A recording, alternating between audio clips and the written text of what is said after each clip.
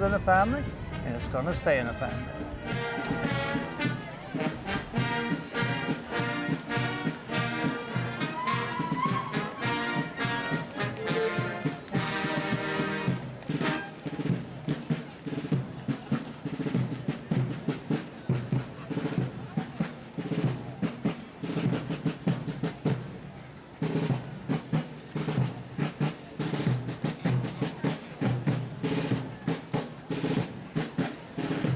I thought the parade was wonderful. I enjoyed every minute of it.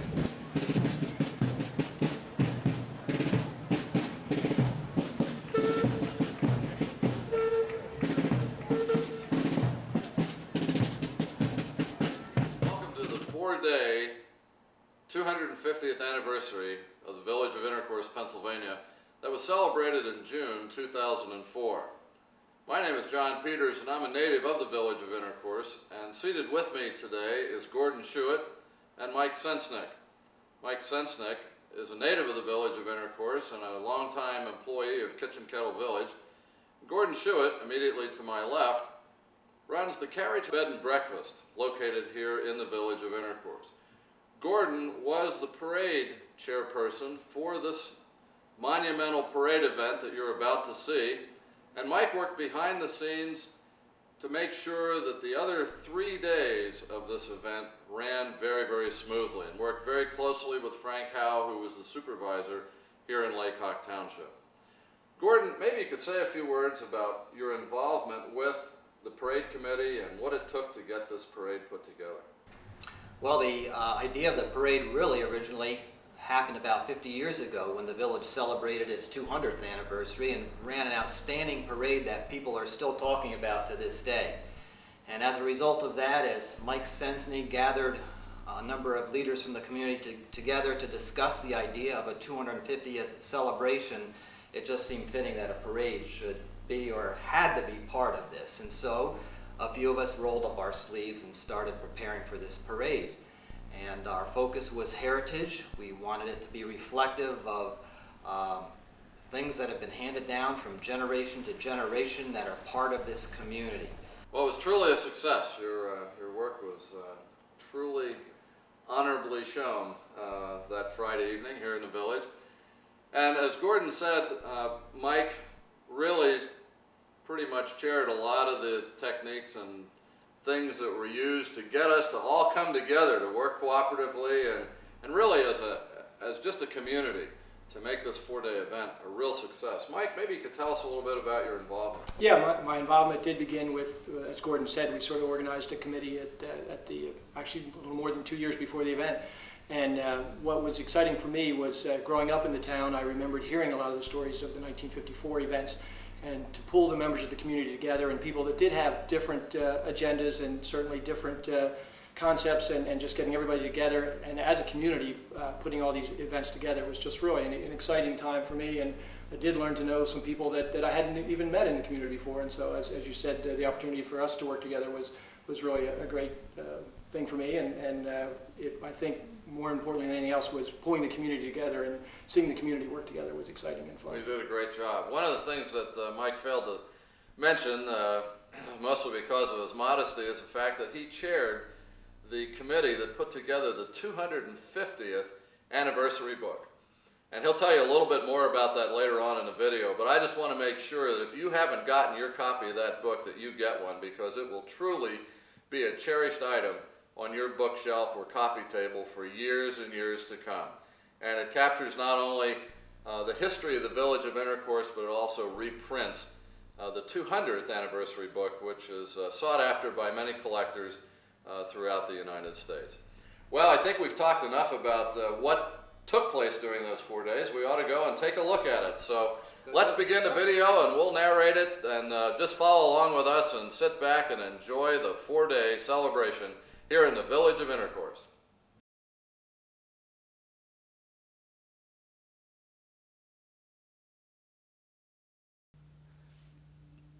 With the 250th anniversary banners placed throughout the village of Intercourse, everyone was eager for the beginning of the 250th celebration to begin.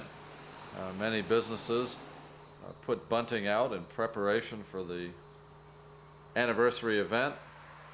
And on Thursday evening, located here at the Intercourse Fire Hall, the celebration began with a exhibition of memorabilia that was collected over about a year and a half's time and housed in the Intercourse Firehouse.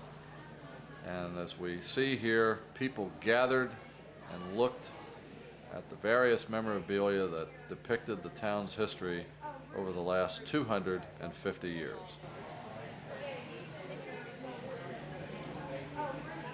It's a great location to house the memorabilia. It was secure, it was safe, it was easy to get to, plenty of parking adjacent to the park.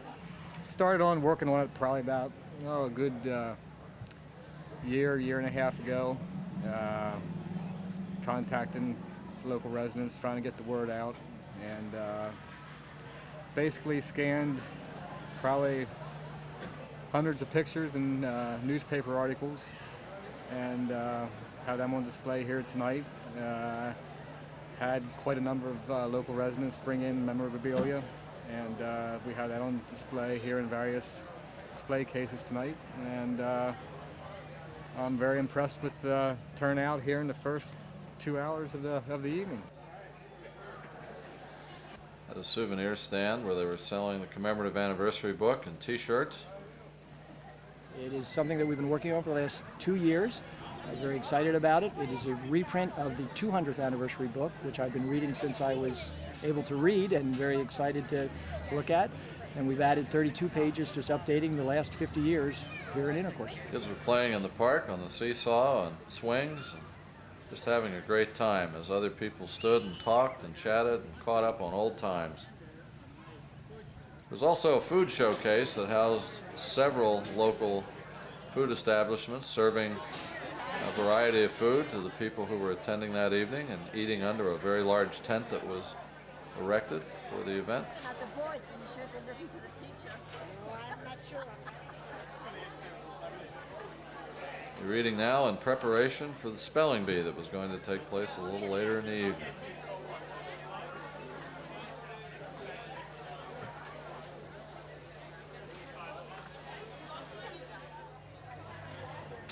One of the organizers of the spelling bee was Donna Clark. As far as the spelling bee, it's one of the memories I have as a little girl. I don't remember that I ever actually stood up and was part of the spelling bee. I was small and in the audience, and I thought it was a great thing to go to. And it was for the whole community, and that's what I would like to see again. Since this celebration is for the community, we've had a great response. I've had so many telephone calls. I'm anxious to see how many spellers we actually get tonight. Assisting her with the spelling bee was Tom Perella, a local Pequea Valley High School music teacher. We used to have spelling bees here, you remember. We used to have them over at the Lodge Hall, and I remember Vonnie Kling used to be giving words. What I really remember about this is Marty Diller's general information class. And he used to have a book, Donna told me, he used to have a book full of questions. He must have been collecting them for years. Some of my favorite stories. An Amishman in the class was asked, who invented the Reaper? And this Amishman answered right away, Bud Huber. So I thought but spelling bees were held for a long time, then at the fire hall, and then it kind of died out.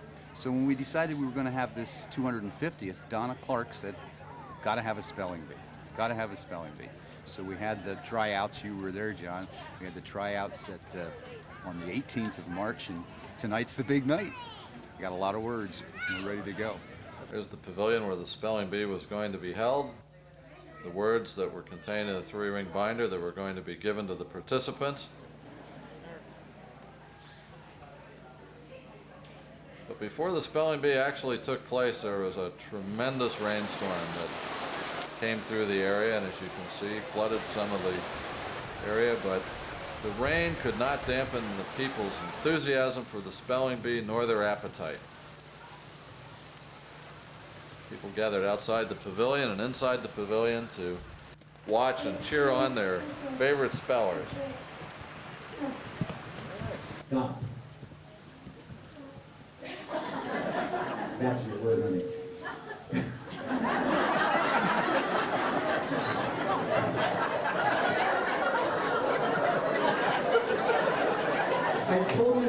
these are could. Stump. I see a stump sign. Stop. S-T-O-P. Stop. Delicious. Delicious. D-E-L-I-C-I-O-U-S. Girls, we're going to start out spelling the names of some Lancaster County towns. Reinholds. Capital R-E-I-N-H-O-L-D-S. Lampeter. Lampeter, capital I-A, capital L-A-M-P-E-T-E-R. The parade took place on Friday, June the 18th, 2004, along with the history and memorabilia display and also a food showcase. Here's the Laycock Township building located on Route 772. This is an area where the staging took place, where many of the floats and equipment gathered prior to the parade itself. And Gordon, you pretty much orchestrated this, right? Yes, we also built the parade right along West Newport Road, out Centerville Road, and one of the amazing things to me were some of the Amish people that helped us out with this parade. Elmer King, Samuel King, and Ben Reel all opened up their farms so that some of the large wagons and hitches that came in were able to assemble right on an Amish farm. Well, here we see some of the floats and the fire trucks and the carriages heading toward that staging area, getting ready for that parade. Yeah, I think that was my involvement with the parade, was to help with some of the staging areas. Gordon and his committee had it extremely organized, and it was just really kind of fun to, and there we had a little bit of excitement. Apparently there was an actual fire call during the formation of the parade that yes, one of the standby companies needed to assist on. But as I was saying, my involvement with helping at the staging was just fun to see all these different pieces of equipment arriving, and again, that was really my only time to really see the parade, so that was kind of a neat part of it. What was that piece of equipment moving in there? That was our scissors lift that we used in the parade. That was courtesy of Scenic Ridge Construction Company and Ben Lapp, who got that for us. Here we see the parade coming up 772 at the start of it. There's John Esch walking, leading the parade with the Pennsylvania State Police car in the front from Troop J in Lancaster. And the parade started on 772 and then made a left onto Route 340. And we'll pick up the parade in a few minutes and show everyone just what it looked like coming through the center of town. For me, one of the wonderful aspects of this whole parade was the involvement of the whole fire and police department. We could not have run this parade without the fire police. There were 7 different companies in the parade. Each company had one of our firemen with it to watch out for safety concerns and to make sure that we had a proper formation, and they walked the entire length of the parade. In fact, there's the Gordonville ambulance right there, which is a community just almost adjacent to the village of Intercourse. Yeah, as Gordon was saying, the involvement of the fire company was really absolutely necessary, and the way they pulled it off was great, and it's appropriate that they do lead the parade. I think that we wouldn't have had a parade without their help and support. Absolutely, and what little boy or girl doesn't like to see fire trucks in a parade? And we certainly got to see them. This is the Intercourse Fire trucks coming around the turn. They work hard for all that equipment with all of the barbecues and special events that they run through the year to raise money for this equipment. It's a wonderful company. It certainly is, and it's all volunteer. And as we saw earlier in the video, we saw a picture of the firehouse at the east end of town. And this is where the equipment is located, and they're ready to roll at a moment's notice. And I believe they have some of the former chiefs riding in each of the fire engines also. I don't think we're going to be able to quite see them, but a number of the former chiefs, which I thought was a great honor for those chiefs. It certainly was.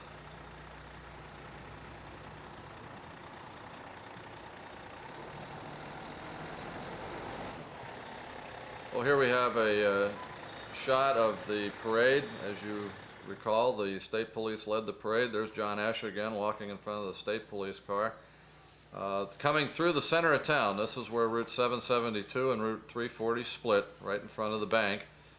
And the parade route took them down 772, and then they made a right onto Queen Road and proceeded through the town.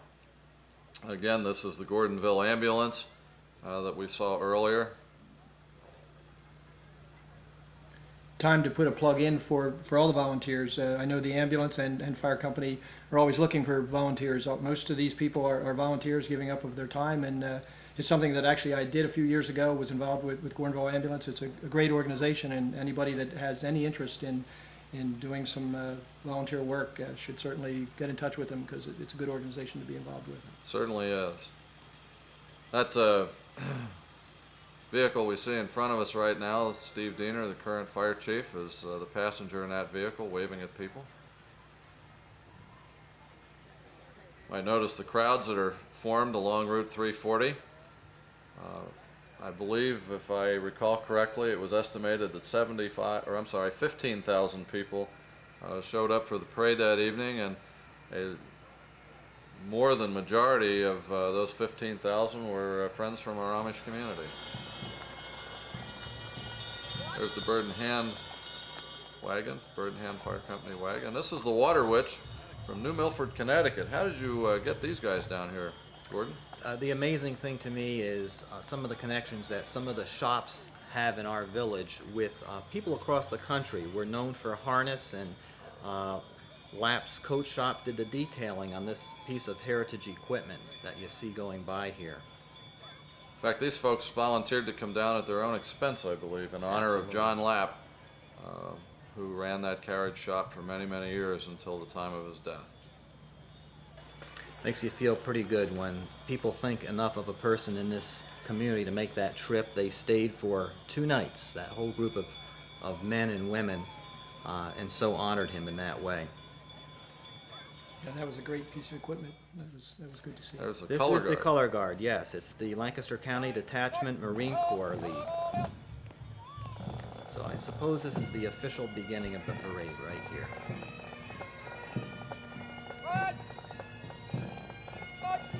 Fire company that went by, they were actually on call. So that's why they were at the head of the parade, in case they had to pull out. Always ready. There's Kurt Stoner with Florals and Time Float, the flowers honoring the Village of Intercourse's 250th anniversary.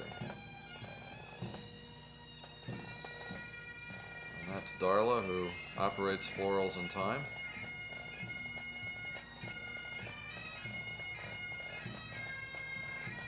Coming around the corner is Scotland's Rain Pipe Band.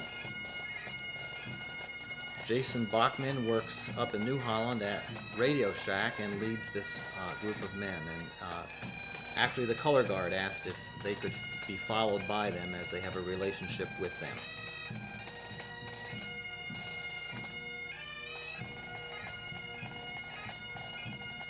Well, it looks like our Grand Marshals are coming into view. Mike, you might want to comment on this, since your boss is one of these. Well, yes.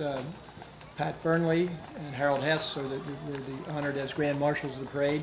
I know the committee, as we were trying to decide a Grand Marshal, we just felt they were truly the 2 most deserving people of the community. Pat, as founder of Pat and her husband Bob, as the founder of Kitchen Kettle, certainly had a great impact on the town of Intercourse, and obviously have been very supportive of this 250th anniversary celebration. There's Mary Virginia Stoltzfus and Ben Stoltzfus. Now coming into view is Dr. Robert Bauer. Dr. Bauer was our town physician for many, many, many years. He and his wife Jane and daughter Carolyn were in that particular carriage, which was donated by Sam Stoltzfus, a local Amish historian. Getting back to the Grand Marshals and Harold Hess, everybody, we call him Hesse in town, and certainly has had a great influence in the town, has been very, very supportive of endeavors. The fire company was a great supporter of that, and it just seemed like he was also well-deserving as Grand Marshal. Annie Ann's Pretzels just went by. And here we have some folks that are performing an important function of cleaning up after a horse, if a horse had to go to the bathroom. Actually, I believe that is my niece, Kendra Neff, and I'm not sure she's talking to me anymore. I just asked her to help out with the parade. She had no idea, I think, what she was getting herself into. Coming up the road is a 20 by 30 foot American flag held and carried by the Ephrata Elks. There were about 20 people that were involved in carrying this flag, and you can imagine they're so proud to be able to carry Old Glory, each one of them, delighted in this time.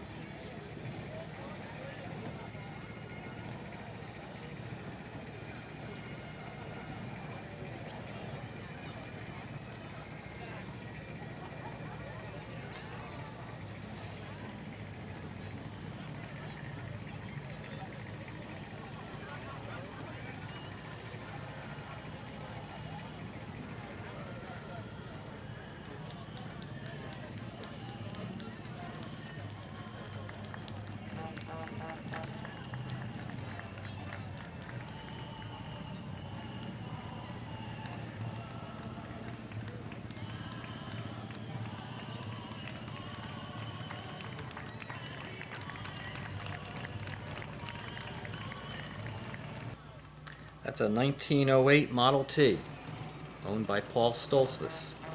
And behind him is Aaron Lapp with his family in tow in those barrels. Looks like everyone's having a good time. Now we've got the Conestoga unicyclists. A number of elementary schools in our area have unicycling as part of their phys ed program, and the kids really seem to get into it and enjoy it. They make it look pretty easy. Maybe we ought to give that a try. Great way to get to work. Yeah.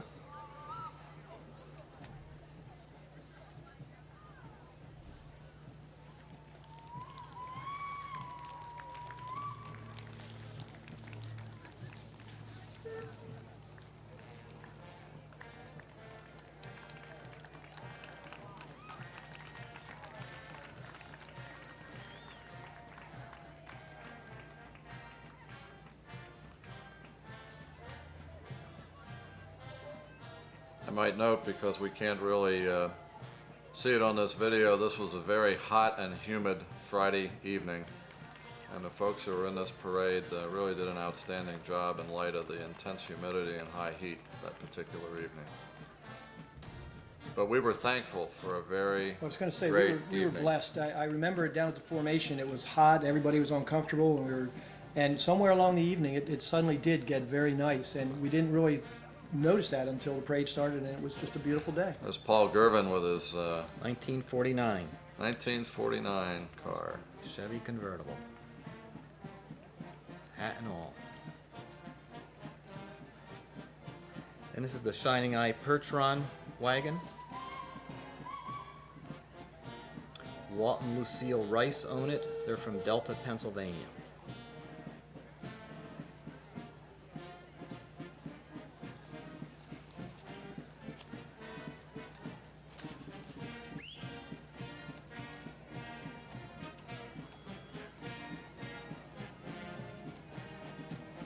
And then this is Good and Plenty's car.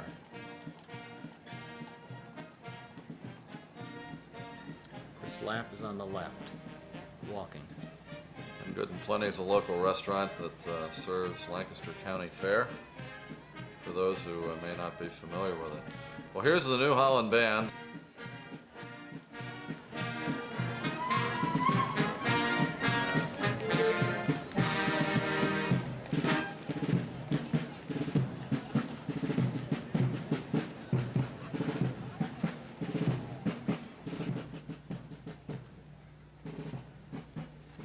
Gordon, you might want to add a couple things while they're continuing the march here about the New Holland Band. Well, Mike might know a little bit more than I do, but it certainly is one of the oldest bands in the country, I think from that's what correct. I understand. Yes, I'm not real versed on it, but I know they are one of the oldest bands, and I know a very, very large following in the area. And we should mention that unfortunately the time of the year was just too hard to get any of the local high school bands to be able to participate. We were really disappointed in that. Here's Darla's Hair and Care with Abe Lincoln and looks like George Washington on that float. So Darla's does George's hair? I did not know that. I think she does. Yeah. And trims Abe's beard. Yeah. The name of the float was Heritage.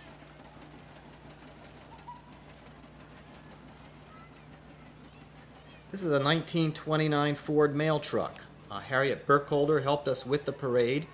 She's our postmaster, and she was responsible for bringing in this old postal truck. And then we were fortunate to hear the huffing and puffing of some of these old steam tractors as they came through town. Zembo Clowns, part of the Shriners. This group was from Harrisburg. Rough and Tumble, as well as a local foundry called Cattail Foundry had some of these steam tractors. Yeah, they were great fun at the staging area to get up close to. A lot of noise and steam.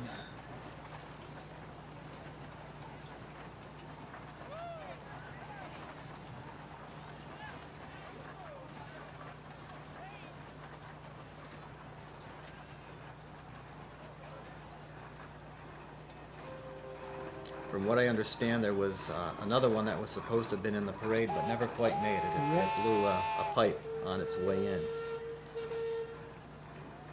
So all those pipes have to work. I think they didn't. These two didn't make the complete parade route either. I think they had to cut out early to make sure they made it back. And don't think they move at too fast a pace.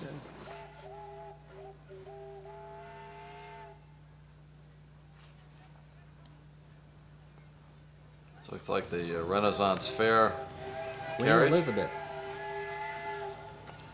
and her entourage. They seem to be taunting the crowd from time to time too.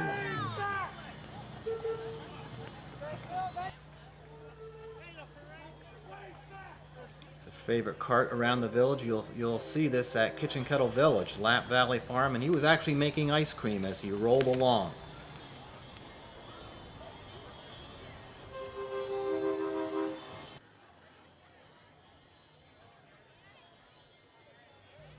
This is an original Conestoga wagon, and he's what they call riding jerk. He's on the lead horse, but has one line that goes up to another lead horse in the front, and it's rarely done. He's one of the few men in the country that drives a team that way. I might note that the person sitting on the left of the wagon is, according to history, the reason why we drive the way we do in the United States. That the driver sits on the left and you drive to the right. And that's based on Conestoga wagon passings on very narrow roads in colonial times. This is the Ridgeview Mennonite Church float, probably the largest float in the parade. Ridgeview sits up on Ridge Road at one of the higher points of town.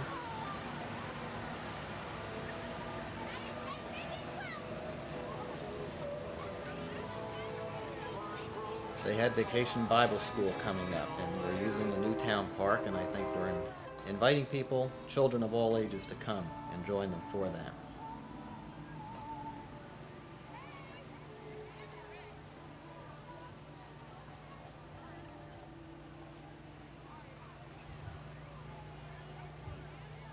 This is a Surrey that was sponsored by Dutchland Quilt Patch. There's the banner that flew across the village 50 years ago. 1954. Yes, yes. That's great to see that in the parade. Yeah. Here's Kurt Thomas and his wife. They have the Best Western Hotel here in town, and he had his family pulled in some of the wagons made by Lapp's Coach Shop. So their whole family's engaged in this one. Looks like they're having fun. They were throwing candy out, I think, too. But by the time they went past me, there was no candy. John, what can you tell us about Ski Craft Boats? Well, Ski Craft Boat was located in the village of Intercourse and was a boat manufacturing company for several years, and no longer exists in the village. But what you see here is one of the original Ski Craft boats that was manufactured at the west end of town, right in the Ski Craft Boat Company. And this is the Intercourse Lions Club riding on that boat. I believe the boat is owned by Charlie Huber, and he's an Intercourse Lion, and he offered to give the Lions a ride. I think actually my dad is on that float too. Oh, how neat. Chet Sensenig. This little float here is the children of the town. Charlene had a vision to get just the children of the town onto a float, and the Candle Barn worked with her and made that a possibility. And then I believe that was Greg Hurst driving yes, that tractor. He's the current president of the Merchants Association. This is Ken Garden's float, the Garden of Hope. This particular statue is going to end up at a small park that will be created in our town, and it's a place where particularly women can go and seek refuge and meditate, women who perhaps have lost a child in one way or another. A couple little kids enjoying their drive down the street. Were they in the parade route, or are they just kind of an addition, a last-minute addition? They're not on the list. Okay. They must have slipped in. Somebody slipped in. Well, that's great. I believe this is Timberline. Timberline is a new church that's forming in the area.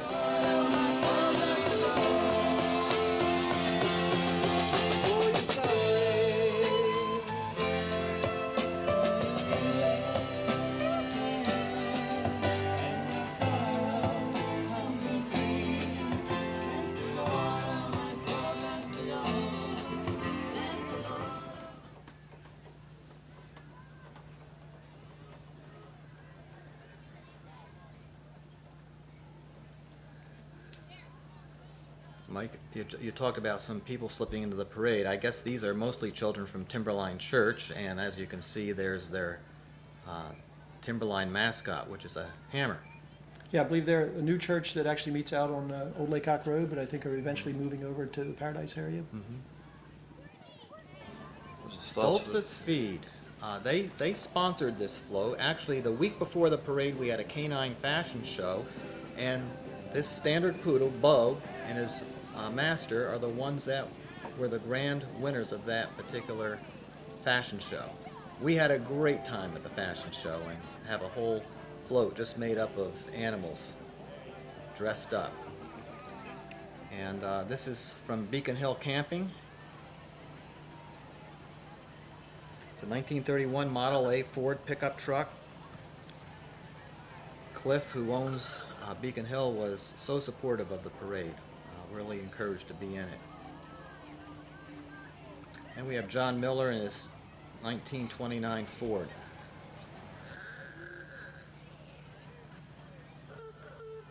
Here's a special float coming around the corner, Mike. I believe that's the kitchen kettle float. I think so. And there's a great story there. There we have Yummy, who seemed to be having a good time.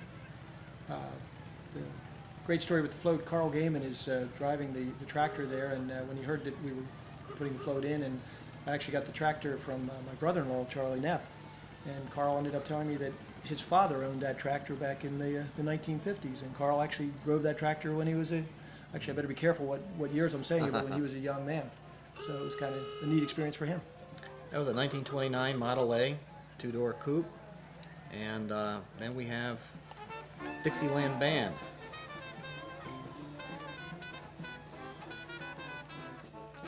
The carriage was donated by Aaron and Jessica's Buggy Rides. But what we did in the parade was have a number of smaller bands, and in some cases they were on some of the carriages.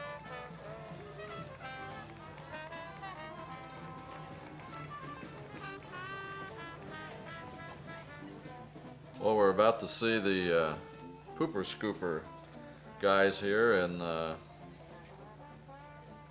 It's a tough job, but somebody's got to do it. Somebody's got to do it, and this young man did an outstanding job. And as we'll hear in just a few short seconds, the crowd was very pleased and gave him a very rousing applause upon completion of his work. All the little things in the parades that we don't think about. I'm sure if you're marching, you think about it, though. Especially if you're marching behind this, Yes. this particular event.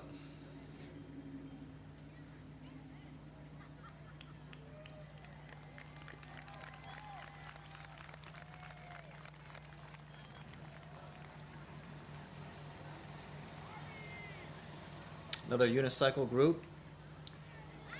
What were they called? The Hippiest Hoppers.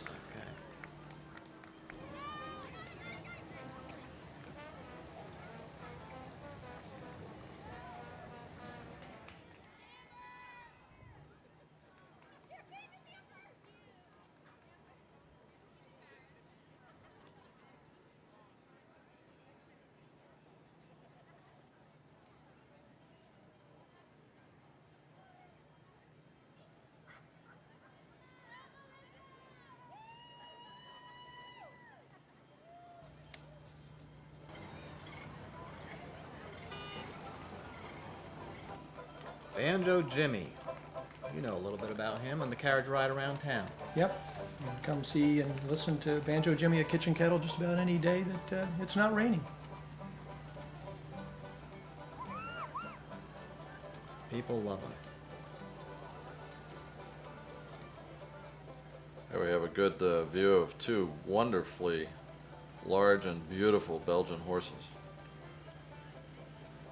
Better Way Belgians. Hutch Hamilton came out several times to get ready for this. He actually has some Amish children in the back of that wagon that he has. And that's Mary Lou Good. She has the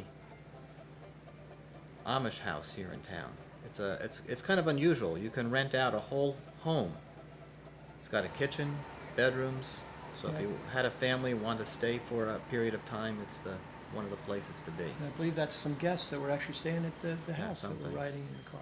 And a family quilt, from what I understand, on the back of it. That's Red Rose Rescue going by. Smucker's Express. This is the railroad that runs through our village.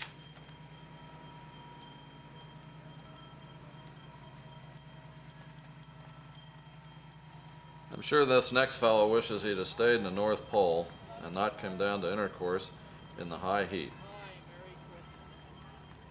This is the National Christmas Tree Center, and there's Santa Claus waving to the crowd. What's a parade without Santa Claus, I guess?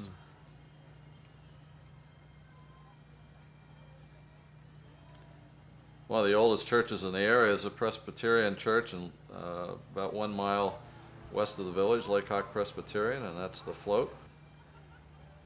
And they were featuring Vacation Bible School too, handing out invitations along the way.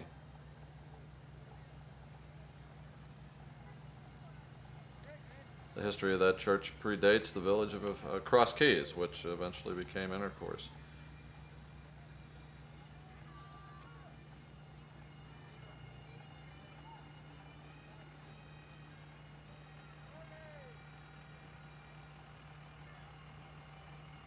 Ike Smoker, who was a resident of the village of Intercourse, started Smoker Elevator and really put the little village of Intercourse on the international map with his farm equipment that he manufactured.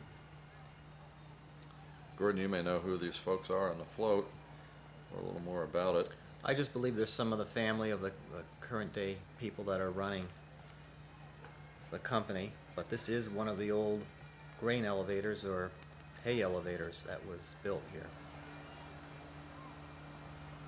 Yeah, I believe that's a grandson of Ike Smoker there that's driving that, actually.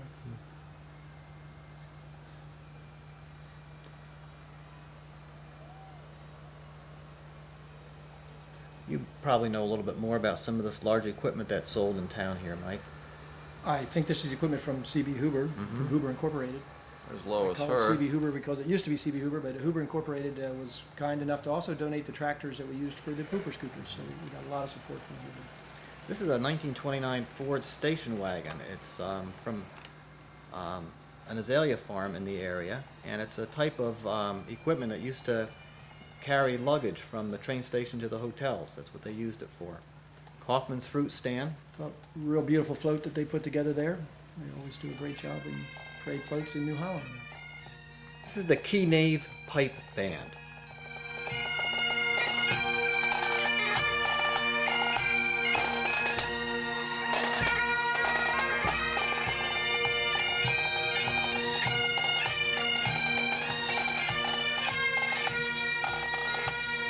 Now, Gordon, in your introduction, you talked about the heritage, pulling things together for the heritage. This next item really speaks a lot about the heritage of Lancaster County. This happens to be an old stagecoach, very similar to the stagecoach that Intercourse had that ran between Intercourse and Lancaster. This is the Americana Museum, which is up in Bird in Hand, and it's just a group of people from the museum that were dressed in costumes from the 1800s. Aaron and Jessica's carriage just went by. Coming into view now are another pair of beautiful horses for the Travelers Rest Motel. Travelers Rest Motel was built at the east end of town by Ben Stoltzfus and is still in existence today. Named after the original Travelers Rest Motel in the early 1800s. It was located in the west end of the village.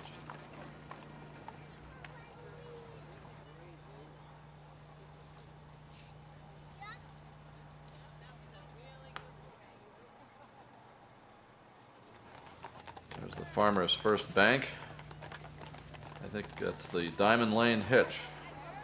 It's a 6-ton delivery wagon, and Farmers First sponsored that. Terry Woodring owns that wagon. They're from Roaring Spring, Pennsylvania. Ah, Dutch Wonderland, the Princess and Duke. I believe that's the Dutch Wonderland Band right behind them. Beach Boys.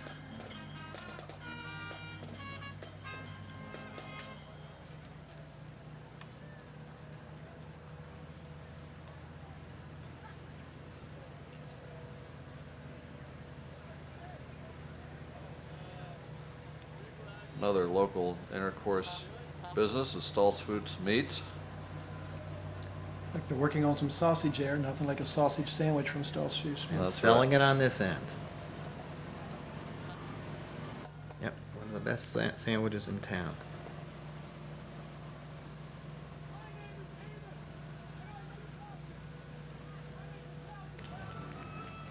I believe that's a 1939 Farmall tractor. This is a Belmont machine from Gordonville.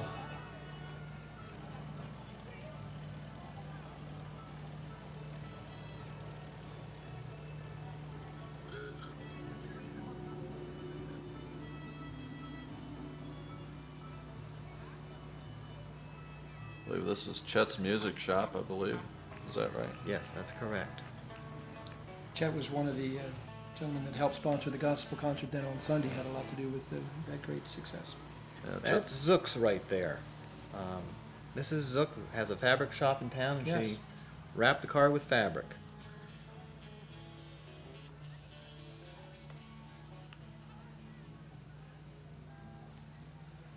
What's coming into view is Elmer Thomas, who owns the Intercourse Bed and Breakfast. In fact, it's almost right beside his car right there. It's a 1940 Buick sedan. I believe he had that in the car show then on Yes, Saturday, and I think he and did quite well. He did win, and we'll see that in day 3.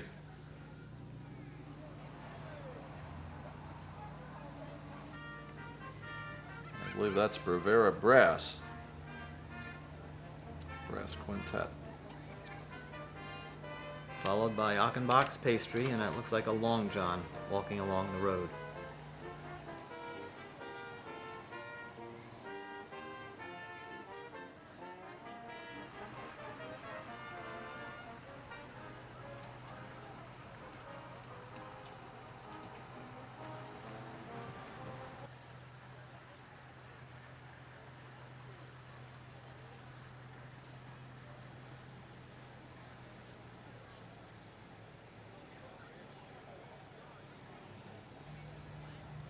Now we've got Huber's coming by again. They've got the 1939 tractor, Farmall, on the back of this.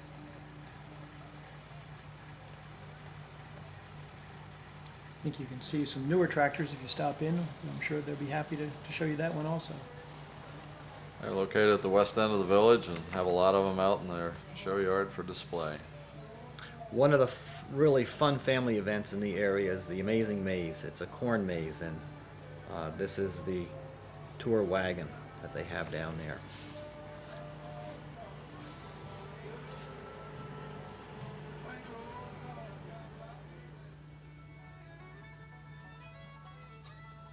This next truck's from W.L. Zimmerman and Sons, department store here in the village. And, Jim Zimmerman was the chair of the celebration weekend. But Jesus delivered, and he came and saw harebells of heaven need some man-made love. Harebells of heaven, Lord, how sweetly they ring, carrying the message of Jesus our King. When you are burdened down with troubles and care, ring on and on, for God will answer your prayer.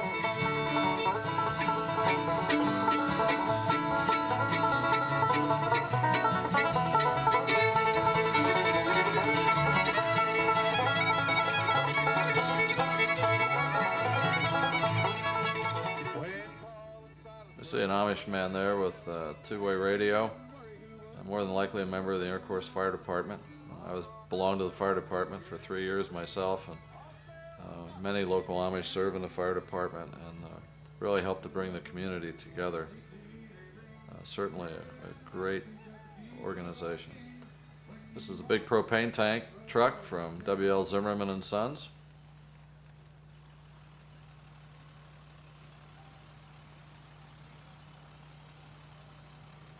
Another set of beautiful horses. This is the family cupboard restaurant float. Family Cupboard Restaurants over on Harvest Drive. Serves good Lancaster County meals. John Diener, the owner there, was great help in organizing a lot of the Saturday events. And this is a self-propelled New Holland harvester. Someone in the area will be out hitting the fields with this equipment very shortly. That's the Gordonville float. Okay. Those are some of the, well, they're I don't want to say older equipment, but they're the older members of the Gordonville Fire Company. I guess there was I saw past Chief Dick Skethway and I saw Dan Kaufman, Ralph Shanks, and some people who put a lot of time and effort into the great success that Gordonville has in their fire company too. These are Gordonville fire trucks that are bringing up the tail end of the parade. Now, for the viewers' knowledge, the parade went down 772, and as you saw on our map earlier, it went up Queen Road and made a left at the Intercourse United Methodist Church and worked through a bunch of neighborhoods and eventually came back onto Route 340 and came back into the village of Intercourse. And what you're about to see are a number of the people who are present here as spectators getting up and walking toward the camera because they're walking to the other part of town to see the parade as it comes back through town. And it was such a wonderful evening to watch the community come together. We have an errant driver here trying to leave the area, but fortunately we were able to stop him and turn him around before he got too involved with the people at the other end of town.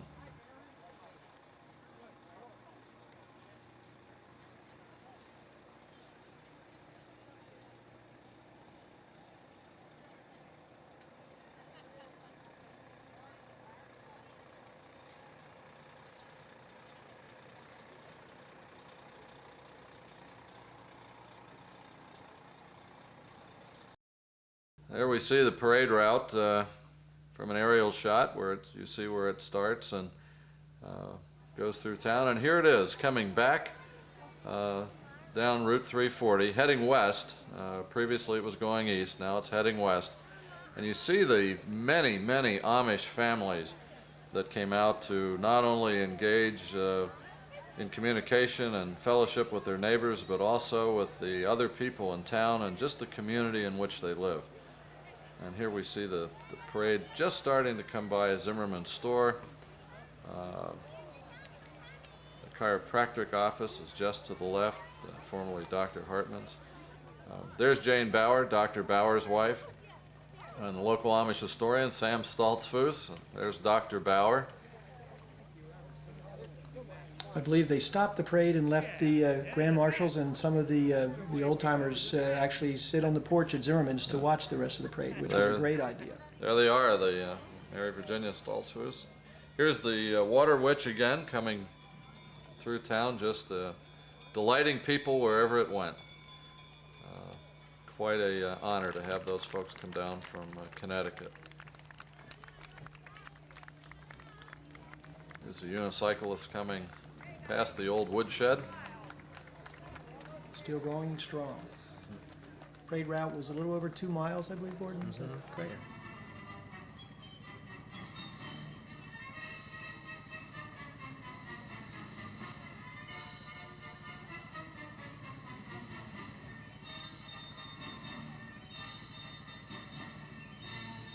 Again, the New Holland Band.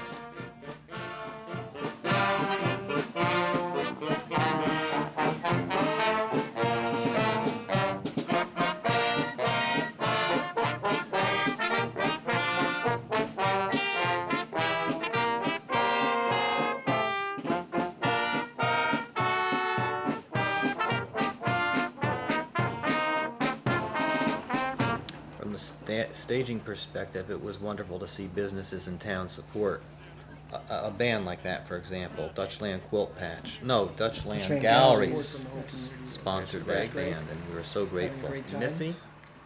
Missy runs the Christmas open house every year, the first weekend of December for the village. There's Beacon Hill camping again. As you see, the headlights are coming on. The sun is going down. The parade is still going, but it's starting to get dark in the village of Intercourse. And again, there was approximately 15,000 people throughout the village watching the parade. Here's Dutch Wonderland Band one more time.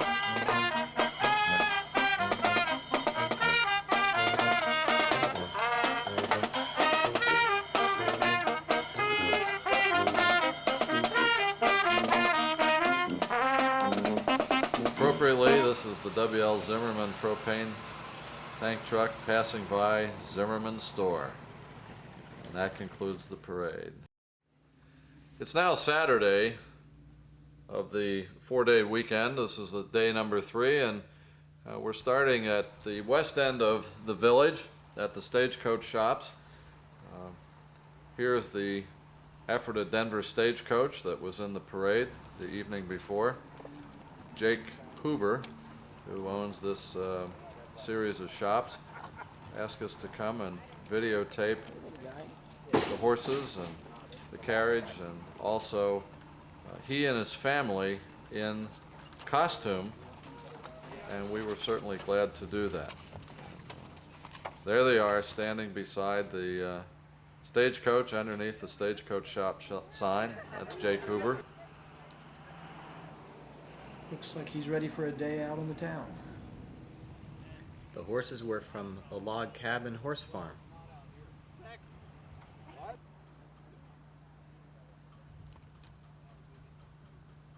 It's beside the shed between the hosier on the west side of the shed. There's Mr. Bojangles. Bojangles was the dog, cute little fella.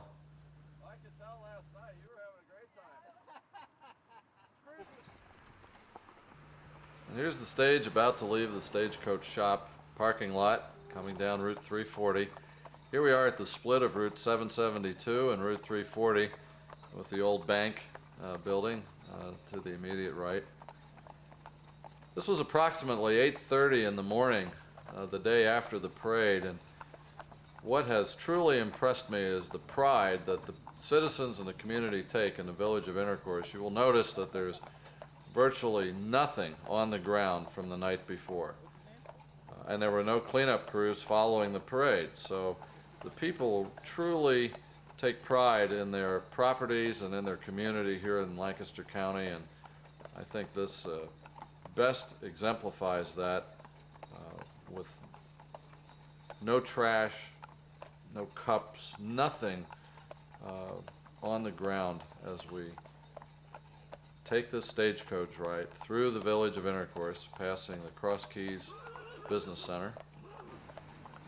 There's Bojangles as the stagecoach stopped for a traffic light.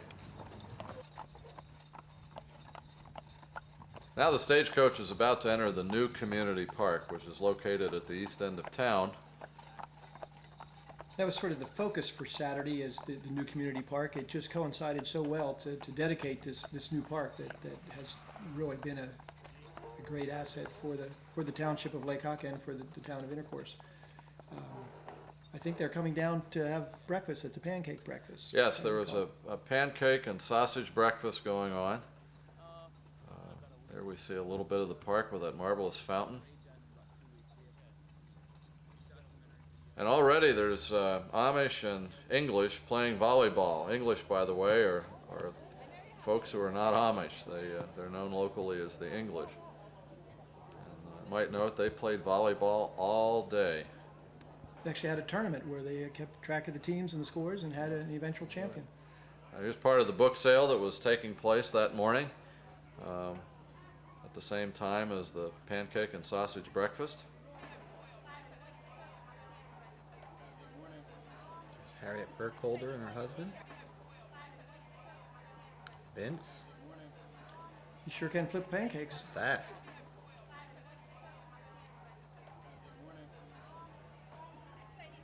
They're great pancakes. A lot of people there that early in the morning. Here's a view of the park. What a beautiful morning.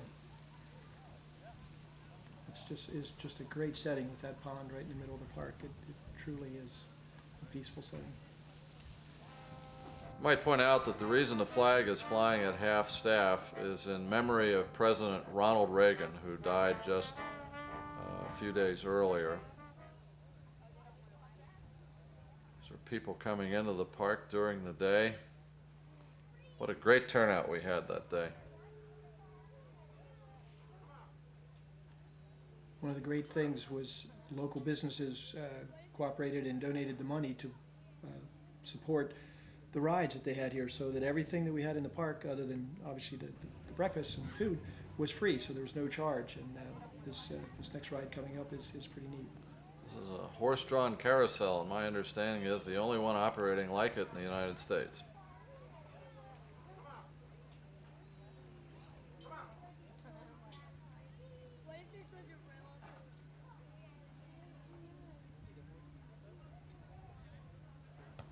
Back to the volleyball game. They're still playing volleyball in this particular case, mostly Amish.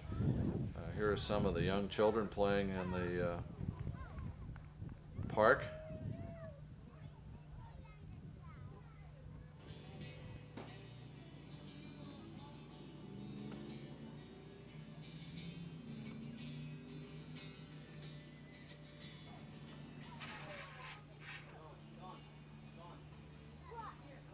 These are some of the animals that were corralled. He's talking to you. You talk to him, say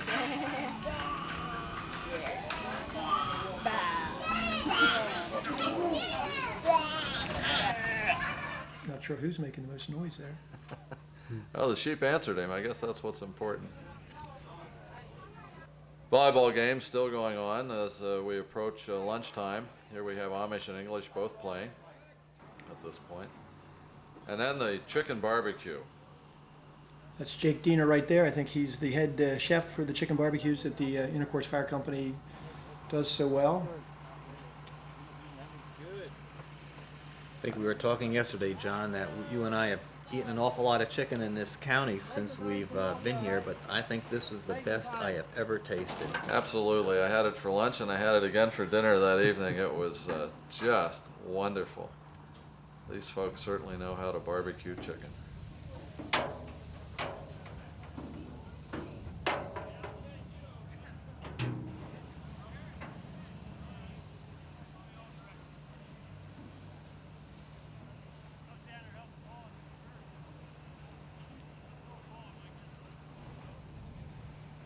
When we look back at 1954, one of the things that's striking is a lot of the events are very similar. There was chicken barbecue in 1954. We had the parade, obviously. Here's where they're getting in line to buy the barbecue and then going into the pavilion to eat it. Still playing volleyball. That's actually my grandson right there. That's Matt. Seems to be struggling with his chocolate milk. Here are some of the food vendors that were located throughout the park, people enjoying a variety of food that afternoon.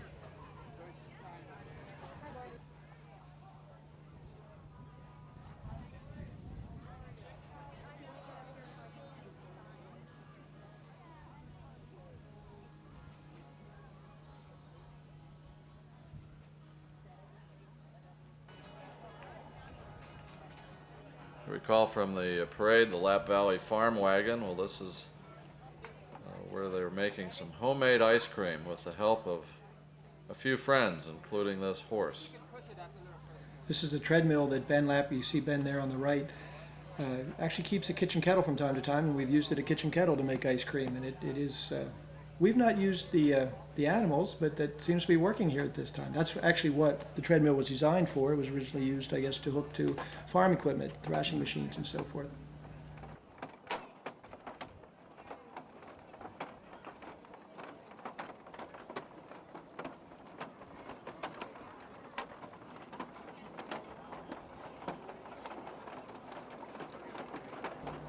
like a little bribe there to keep them moving. Seems to be working.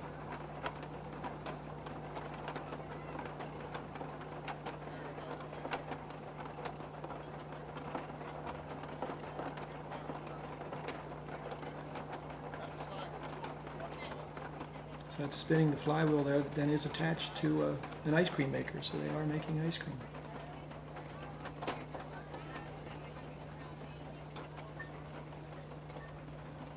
You know anything about the Lap Farm, Mike?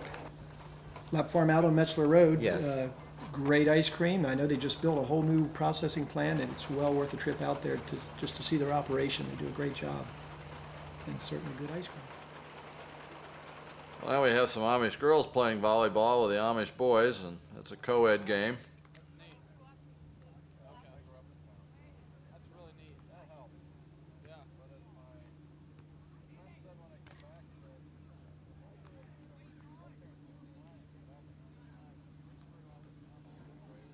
Here we see some Amish girls huddled around some of the volleyball players and engaging in conversation. There's John Ash.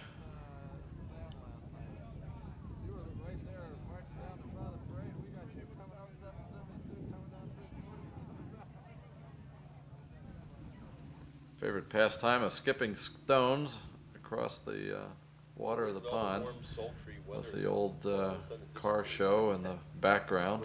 We're hoping those stones don't skip up to the cars, so I'm sure That's they right. didn't.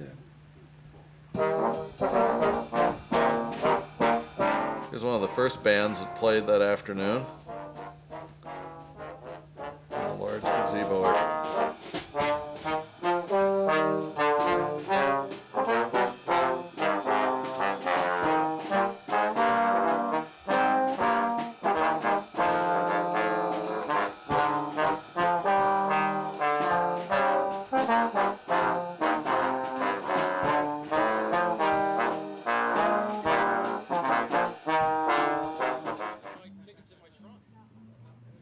This is the Dixieland band that was in the parade from the day before.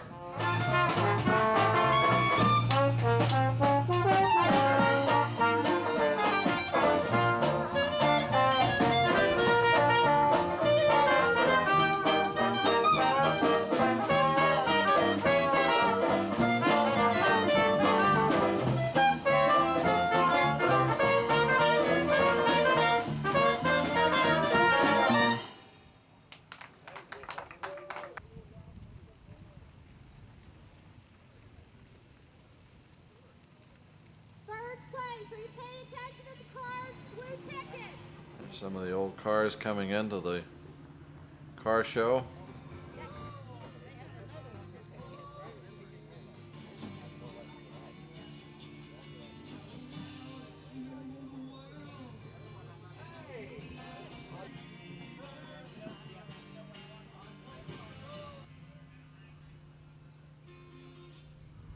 As the sky darkened and one or two little raindrops fell, boy, those cars got out of there in a hurry. Yes, they did. And Cars don't see a lot of rain. it was too bad because they could have stayed a little longer and the folks could have enjoyed it, but I understand that they've got to protect these very, very nice vehicles.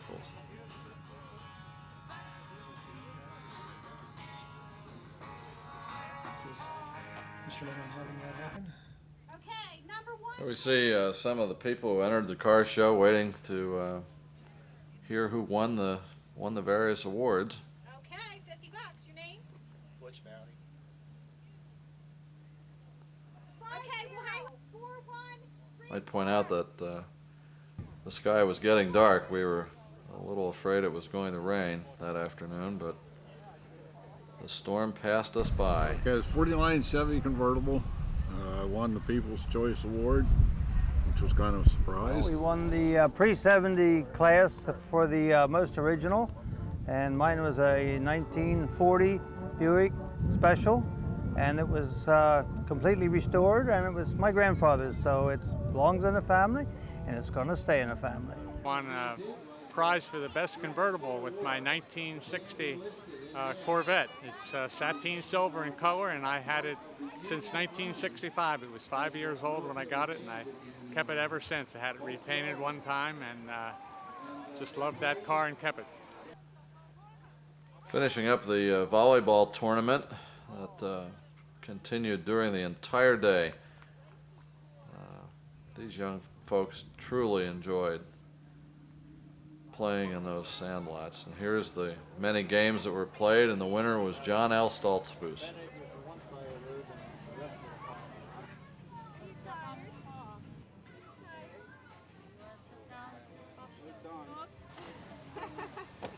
Now that evening, there was a large fireworks display, courtesy of Kitchen Kettle Village, and here's a gentleman loading the fireworks tubes.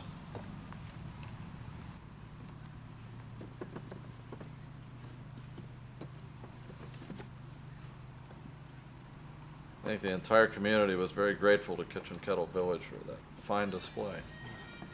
Yeah, I know it was a great display, and I know Kitchen Kettle was excited to help sponsor it. They just did a great job on the fireworks. There's a New Holland band performing for the crowds.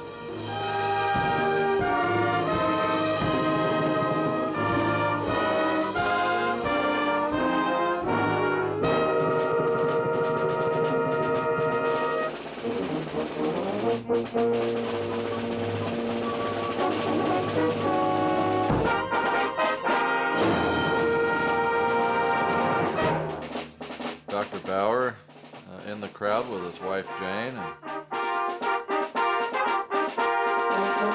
and there's Darth Bauer sitting with Pat Burnley. This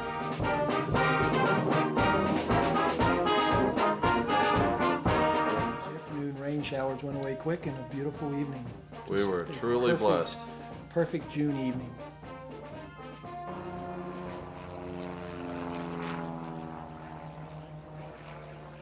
Sort of a last-minute surprise was added. This really wasn't planned too early in the event, but it was a pretty neat little addition.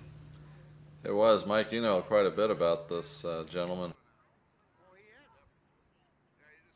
Well, Steve Lapp, who's a local resident, and for anybody in town that has been at the community days at the fire company, has been at, or just other events, they've probably had the good fortune of having Steve drop in to say hello. He just loves to do this, and I know he sort of said to us, you know, we pick a spot and I can land, and you know, we had a large crowd there, and we were just kind of wondering how it was all going to work out, and he told us where he could land, and as you'll see in a minute, he hits the spot as he does every time.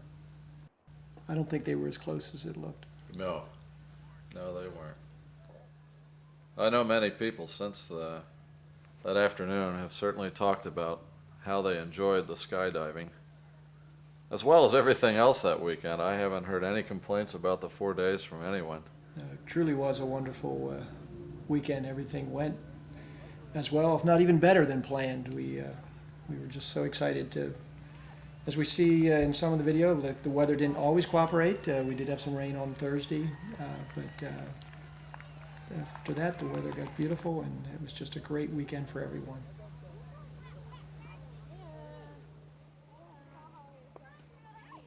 Now, the banner he's carrying is announcing the new community park as he lands right next to the stake that was in the ground that was his target.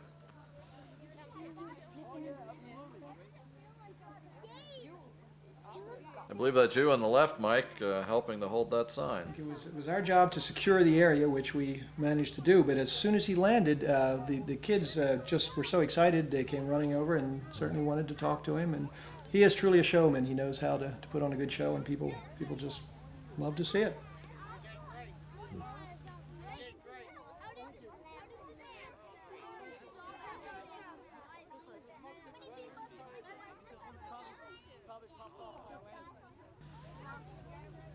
After the skydiving, you can see the enormous amount of people who were present that evening, getting ready to listen to a couple of the local politicians who addressed the audience as the sun is setting.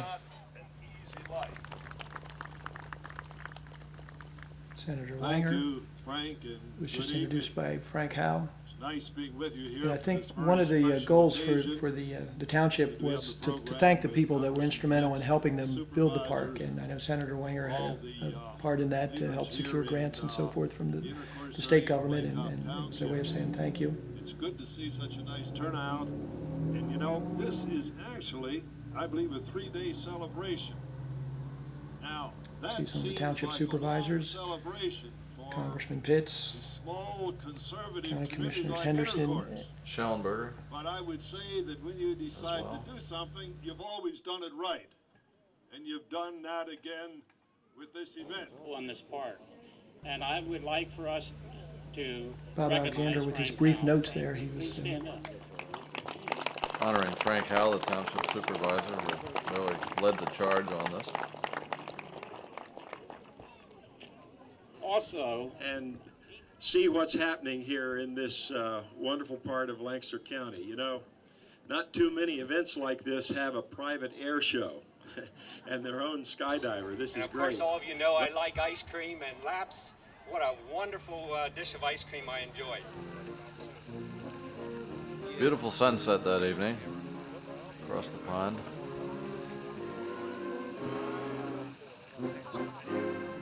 As the sky darkened, everyone's enthusiasm was gearing up for these fireworks.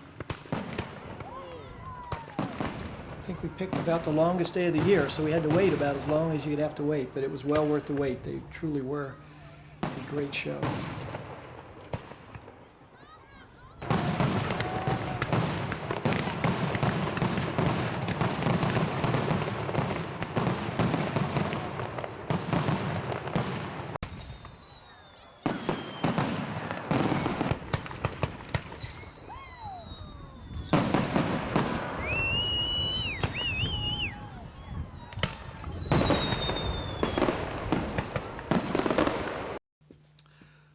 Sunday, the fourth and final day of the four-day celebration, begins at the Intercourse United Methodist Church with a celebratory service, and then approximately 1:30 in the afternoon, a covered disc social, along with an ice cream social at the new community park, followed by gospel concerts later that afternoon.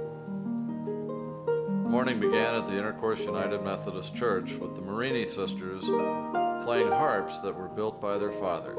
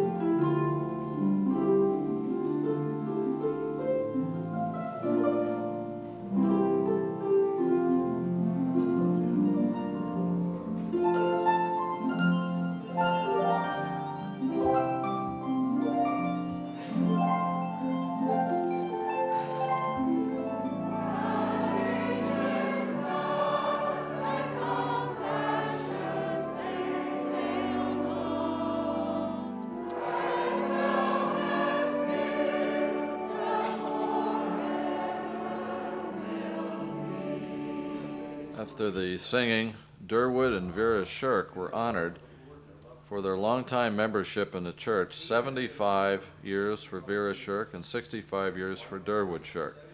The Shirks owned a restaurant and the Intercourse Motel here in the village of Intercourse in the 1950s.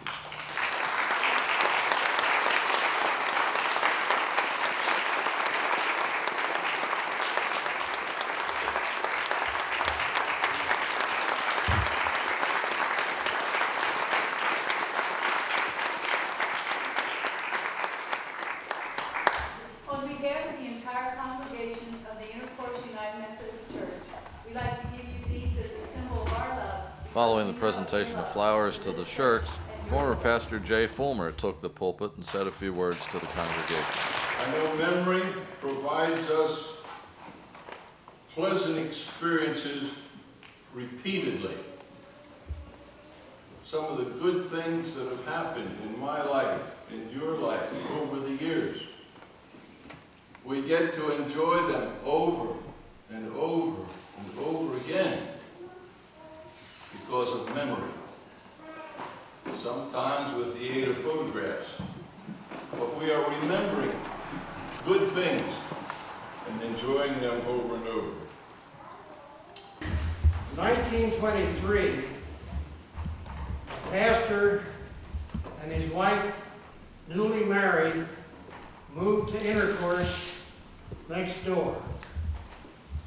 It was my father and my mother.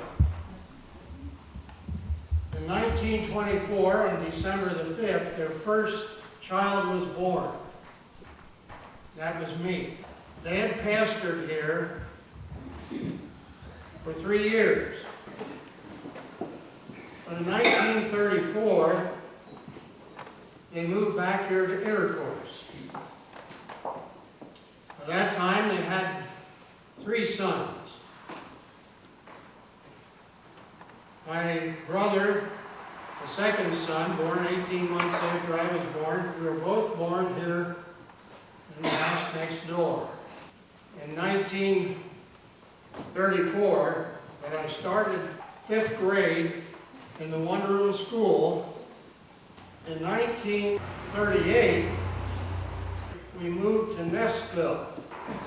When we moved to Nestville, the pastor at Nestville, John Smoker, and his family moved here. It's an exchange of churches, and the Smokers are here today. John Smoker is no longer living, but his wife Marie is here, their oldest son Richard, and the second son James.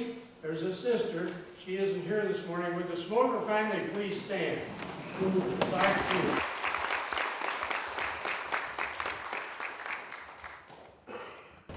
John Smoker is pastor here, and Esther Line is no longer living. Well, getting back to reminiscing. I don't have much memory about what went on here in the church when I was growing up. I wasn't too focused on things that fit in the church anyway. I was focused on a girl. I should mention, I was born December the 5th, 1924, and there was a beautiful baby girl who was born December the 9th here in Intercourse, to Elmer and Edna Klain. Well, I jokingly say sometimes we first met in the crib room. But they really didn't have crib rooms back in that day. You kept your baby in church. But we really got to know each other in grade school. And strange as it may seem, I fell in love with her in grade school. Now, she doesn't believe that.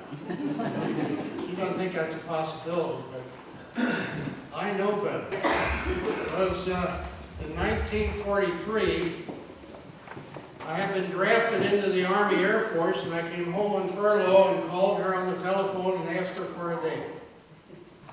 We got married in 1948. Now we've been married. Yesterday was our wedding anniversary. 56 years.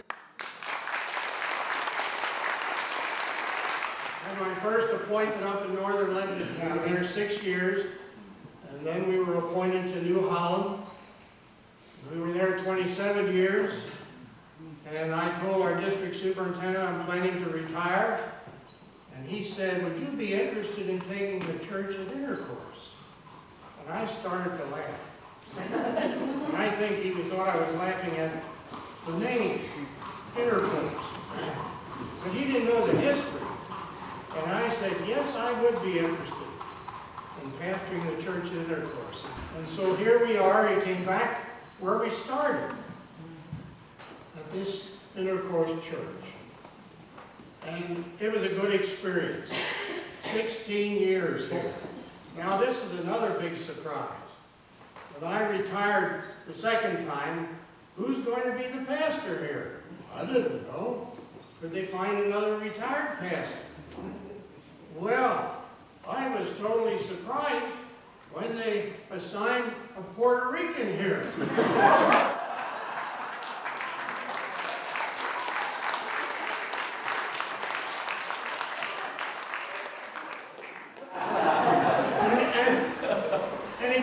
speak Pennsylvania Dutch. But the church has been blessed, and I'm thankful for his appointment here. He loves the Lord, he loves the Word, he preaches God's Word. Down through the history of this church, the pastors have been faithful to the Word of God. That's something to be thankful for in this day. But we've been blessed, and we enjoy coming over here on occasions and hearing Pastor Marco and enjoying the fellowship with God's people here in this church. After Fred Lowry, the current pastor of the Intercourse United Methodist Church, spoke to the congregation. And as they see one nest, they try to swoop down and try to feed on the little chicks. When that happens, there's no worse place to be between a mother and her children. There's the Smoker family, John Smoker family, who was the former pastor of the church. And afterwards, people gathered in the sanctuary and chatted, and there was a brief social in the building. And after the social, people left the church, and many went home and changed clothes and went to the new community park for the covered dish social event.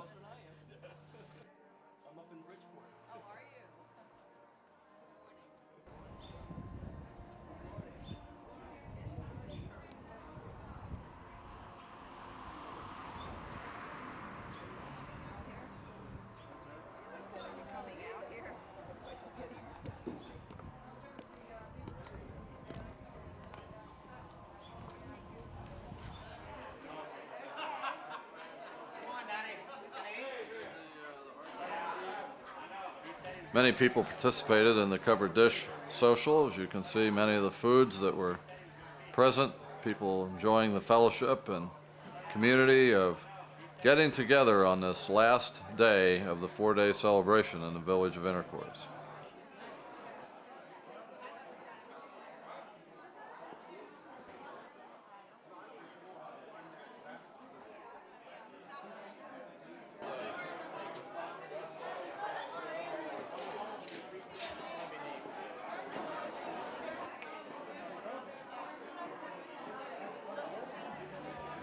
Following the covered dish social was an ice cream social. Many people enjoyed the free ice cream that was provided.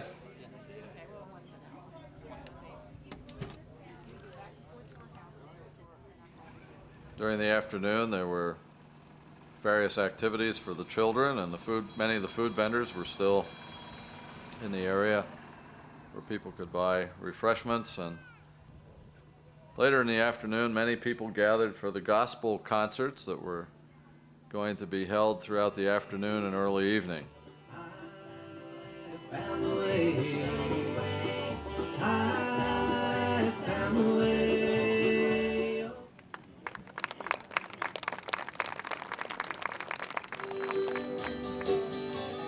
Father, you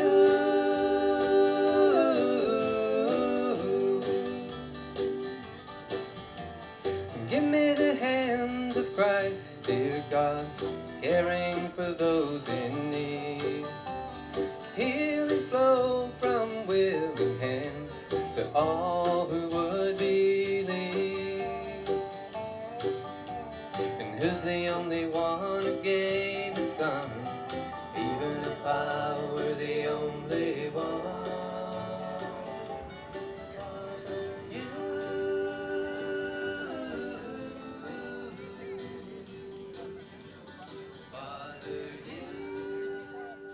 Well, I hope you've enjoyed our 4-day celebration here in the village of Intercourse, and I truly hope that it will entice you to come visit our small community here in Lake Hawk Township, Lancaster County, Pennsylvania.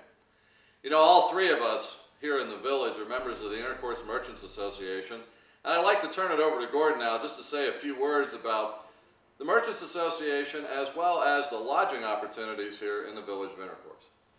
Well, we're thrilled to have joined arms with over 60 or 70 other merchants that are part of this village, and making a presentation to guests that come this way, such as would make you glad that you came to this village. We have a number of lodging properties. Of course, we'd like to invite you here to Carriage Corner Bed and Breakfast. If you're thinking of a real special occasion, there's some wonderful places to stay in this village, and we'd like to welcome you back, and as would all of the merchants of this town. And also, as Gordon said, there's a number of members on the Merchants Association, and if you're seeing this video as somebody that has not actually been to the town of Intercourse, we certainly invite you, and there's a number of great stores to go shopping in, a lot of experiences in the town of Intercourse. But I would also say those of you who have lived in Intercourse all your life, I know I've heard many of you say that, oh, I've never been to that store, or I've never had the opportunity to really be a tourist. And I would say I know a lot of local people say that all the time. So I invite you to take an afternoon sometime and just spend it in the town and visit some of the stores that everybody comes from far and wide to see. Well, there you have it. We certainly would like to have you join us here in the village of Intercourse, and we promise you that we'll treat you so many ways that you'll like one of them.